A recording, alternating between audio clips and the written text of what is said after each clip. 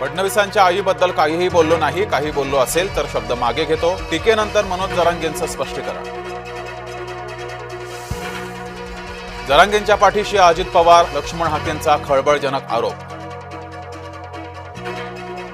काहीही झालं तरी मुंबईतलं उपोषण अटळ, मराठा आंदोलक मनोज जरांगेंचा इशारा.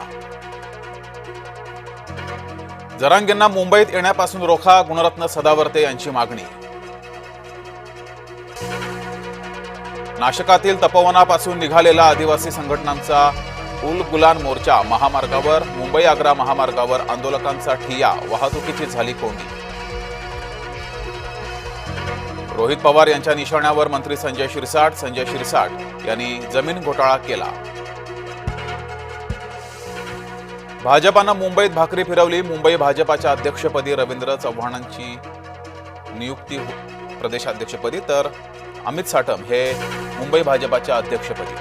तुम्हाला तुरुंगात राहून सरकार का चालवायचं आहे, अमित शहा यांचा विरोधकांना सवाल.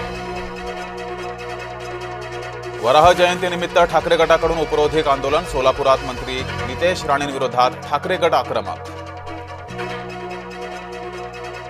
वैभव खेडेकर राज ठाकरेंची साथ सोडणार. खेडेकर रवींद्र चव्हाणांच्या संपर्कात, सूत्रांची माहिती. एटीएमसाठी नवे नियम. एटीएममध्ये महिन्याला फक्त 3च फुकट व्यवहार. चौथा व्यवहार करण्याला 23 रुपये अधिक जीएसटी. वरणघाट वाहतुकीसाठी खुला. पावसाळ्यात दरड दुर्घटनांच्या पार्श्वभूमीवर बंद होता घाट.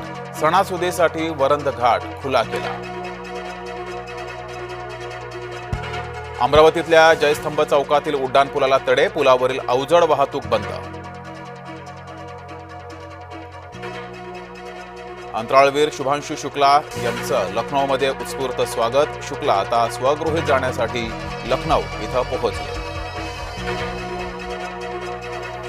गंगापूर धरणातून 990 क्युसेकनं पुन्हा विसर्ग. गंगापूर धरण पाणलोट क्षेत्रात पाऊस. गंगापूर धरण सध्या 97% भरलं. पुण्याची प्रभाग रचना अन्यायकारक. पवार गटाचा प्रशासनावर गंभीर आरोप. उपराष्ट्रपती पदाचे उमेदवार सीपी राधाकृष्णन यांचा राजभवन येथे सन्मान होणार. मुख्यमंत्री, दोन्ही उपमुख्यमंत्री सत्कार करणार.